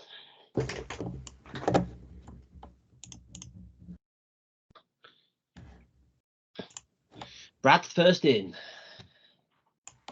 I think we've got 11 questions tonight. What are we going for? First place prize, Matt, or? Yeah, I think so. I think that's a good one. To answer your question, Sebastian, the problem with the March quiz was that I'd put a question into the designer and then hadn't flagged a correct answer. So there was an expectation that that there was at least one correct answer on the question, and it didn't have it, and it crashed. That's since been fixed by making sure, double checking I always have all the correct answers in. It's on the backlog to add some validation for that. It's growing legs. Yeah, I did a bad thing with it, basically. How many more we got? We got say about 14 people to join. Anybody struggling? Alan, I bet that's you that's going to tell me you're struggling, or is that you that's in as Al with a little party hat? Is that you? That's me. I got in this time. Oh, you got in. There we go. It's not you. Anybody need a bit more time? Everybody doing okay? Getting on? I was going to say, Nick and Dan, you feel free to join as well. Yeah. I will. Get on. I will point out, Dan, I added some questions in based on your old talk subject, but I think they're still mostly relevant, so it's fine. Oh, sorry. That's all right. Keep me on my toes. I was mulling over whether or not I changed them whilst you were talking, but I decided against it. I mean, for where everyone's awareness, the reason why I changed it is I was going to talk about the Azure Pirate stuff and then my Azure projects, side projects, but I've actually just retired that. So the fantastic project ideas that we had, there are still available on GitHub, and I'm happy to provide the link. But as an active project, it is no more. And so at that point, I thought, well, should talk to you about something a bit more interesting, and decided to push the boat out a bit. With me not being very networky, I thought I'd throw myself in the deep end. So apologies for the last minute change, everyone, but I hope it was still all right for you. No, it was good. No, it's no problem. That's 11. I'm going to call it in a minute. I think that's about it. Matthew, I can't join. It said waiting for player to join. If you... It's refresh. Yeah, refresh it, Nick. Yeah. I imagine everyone's will just say, One brief. just waiting for players to join until you get it going, isn't that right? Yeah, It until I hit the does, start yeah. button, I think Nick hasn't come through, has he? Who's that? I'm DB. assuming it. There we Is go. Got Nick in. Oh, there we are. Oh yeah. Oh, that Right, looks okay. about right then. Yeah, you're the only one not on, Matt. Yeah, let's rock. Which open source project is not used in Azure Container Apps?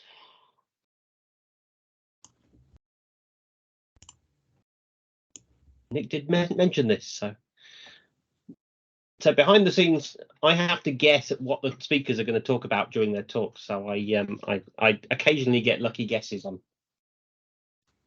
Correct answer is Istio. No, all the others are part of Azure Container Apps. My app isn't It's- working. Sorry, I'm gonna have to Yeah, drop out of that. mine just crashed. It looks like it might have crashed or something. You want me to It's not- restart? Yeah, do you want to try restarting it? Okay, yeah. Let's restart. Everyone needs to refresh a browser and we'll try again. Hang on a minute. What's Yeah. going on It there? looked like you only got about 6 or 7 answers then, didn't you? I'm I guessing think everybody my else. browser reset for some reason. Mine just said it was waiting for other players still. It never actually updated. Yeah, that's what happened to mine as well. Well, at Let's least we try know, again then. New quiz code will be there. Oh, we know what okay. the first answer is anyway. Yeah. If it doesn't work, I'll just take the voucher anyway. Thanks. If it doesn't work, we'll do what we did last time and randomly pick somebody. Where have I got people showing up without emojis? That's interesting. It's only Chris. I wouldn't worry. And Larry now as well. And somebody without a name. Yeah, that's the other part of your validation thing, John. Oh, we just like to give you work, Matt. Oh, That's yeah. Clint, that's Clint Eastwood.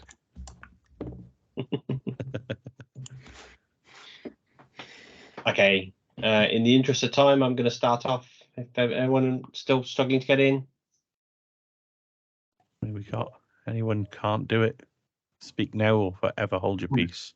I just say that just waiting for players to join. I don't know. Same here. Yeah. Yeah. oh, there we go. Okay. My cool. name So, is yeah, there, but yeah. Okay. if you're, it should. When I hit the start button, we should get that question up again. Hopefully. Okay. Okay. I'm going to hit start now. Okay. Okay. Let's try that one again. Yeah, it works now. Yeah. Okay. Yeah, I'm on. Oh, lots of answers coming in very. I can't quickly. remember the answer though.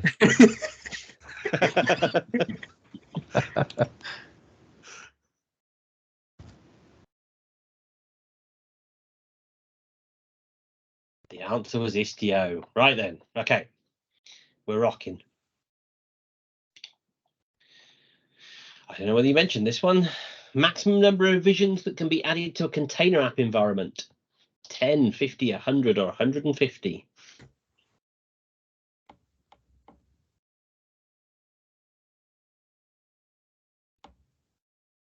Oh, Adrian's having a problem on mobile browsers.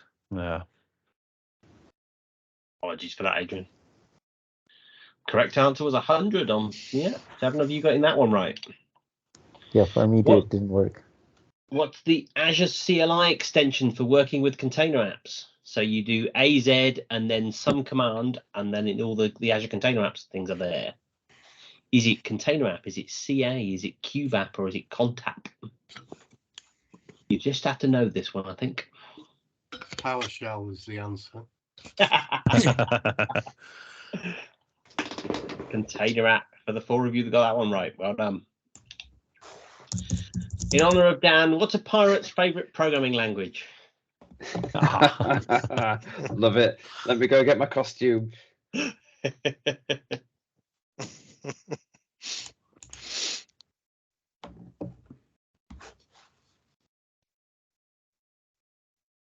Although the correct answer to that joke is, but my first love is the sea.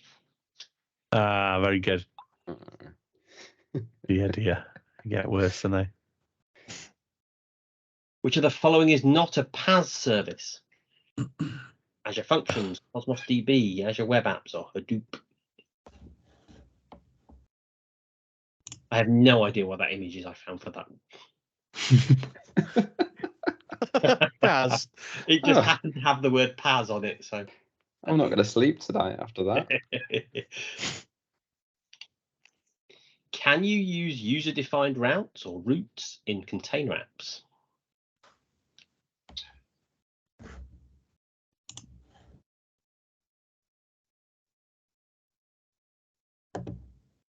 Oh, did you know Nick was going to cover that? It was a guess.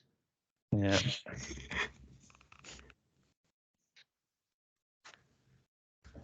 Yes, it's in preview at the moment. And it also leads into this question as well. What's the minimum subnet size for a non-preview consumption plan container app environment? So what's the address range that's needed, the minimum CIDR address range that's needed for a subnet on a container app environment? The answer is a /23. It's changing in the preview at the moment to a /27. So I One think of you my big mentioned that as well. It was one of my big bugbears with container apps is that the networking requirements were massive compared to other resources. Which of the following is a key advantage of using Azure PaaS services over Azure IaaS? Greater control over underlying infrastructure, reduced cost, higher scalability, easier management of virtual machines. Oh.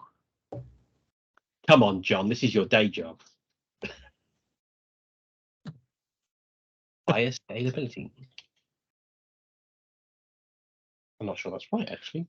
That looks weird.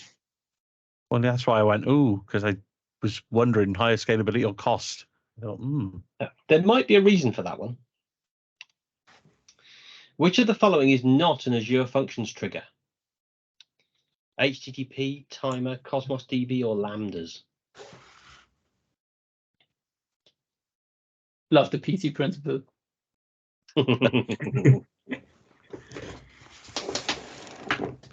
I've baked Giphy search into the quiz creator so that you can just go and look up, just type in a word and it generates whatever the next GIF is.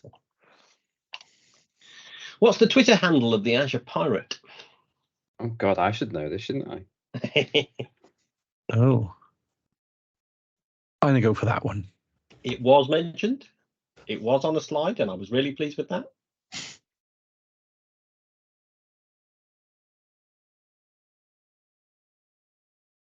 Oh no!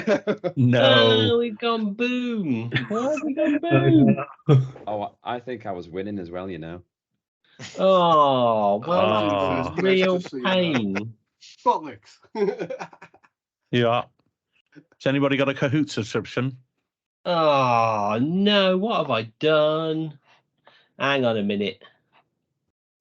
I need to just right, make sure I've not made the same mistake again. I bet I've made the same mistake again.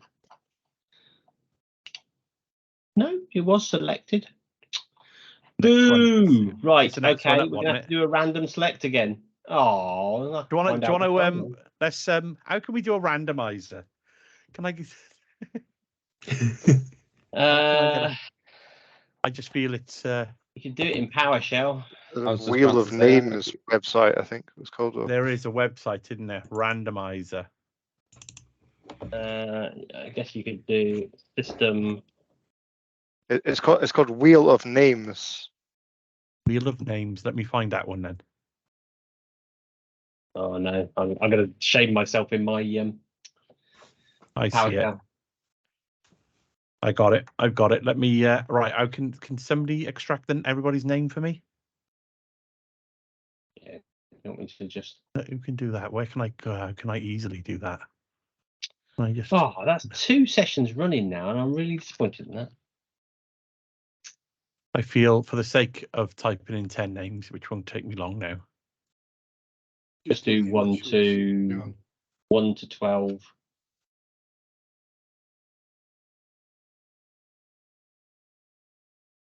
Yeah, just do 1 to 12. I'm getting there. Oh, I've got to go and find out what went wrong now.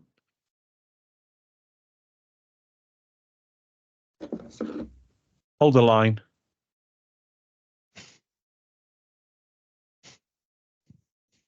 That We can't means see you a can screen, go it's just to going- radio then. I know, just I'm going- typing as fast as I can.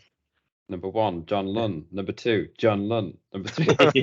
Oh, look at that. It looks like I've won. Right. Let me I had Jonnychipz one. let me share. Let me share my screen. Right.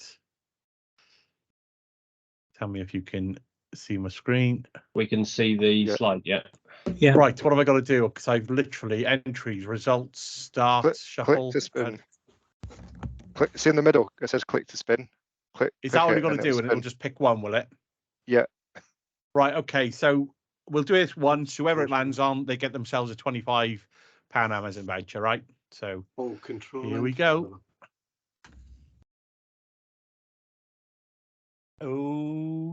Oh, there we go. Thomas, congratulations. I think that was probably the fairest way to do that then, really, wasn't it? Yeah. Thomas, can you either drop your email in the chat or hook me up on LinkedIn or Twitter, if that's all right? If we're not connected, let me. Yeah, are we connected? We are connected on Twitter, I presume. You can find me. I used to be all over that place. Okay. Yep, DM me, Thomas. That's great. Well, there we go. No worries, Matt. These things happen. It's all about the learnings, isn't it? We'll report back next month. I've got what some that work one to do was. now. Oh, see, this is the thing. See, you've made a rod for your own back now, haven't you? That's a problem. Yeah. Right. Okay. Let's bring this one to a close then. So, thanks everybody for joining tonight. Huge shout out to the speakers, both Nicholas and Daniel. Like as always, you know, people that come on to do talks, you know, it's a real show of appreciation for giving up your time and obviously taking the time to prepare a presentation and speaking. It really is appreciated. Can't thank you enough for coming on and gracing us with your presence. It's always good to see you both as well, of course. So everybody, I'm sure, will send their appreciation. And to kind of wrap things up then, yeah, thank you everybody for joining. Really good to see everybody come in tonight again. There's a feedback link there. If you can scan it with the QR, it always is appreciated. Hold the date for the next session on the 17th of May. We should be finalising the sessions fairly soon, so keep an eye out for that. But if you're not following us on Twitter, please do, and LinkedIn, there's the URLs. Please do help us spread the word of the user group. You know, tag, tweet, whatever it might be, really will help us kind of spread the word about the group. But until next month, thank you everybody for joining, and thanks again to our speakers. And it's bye-bye for now. See you next month, everyone. Thanks all. Thank you. Bye. Cheers. Thanks, Bye. guys. Nice to see you as well. Yeah, hopefully likewise, speak Chris. soon.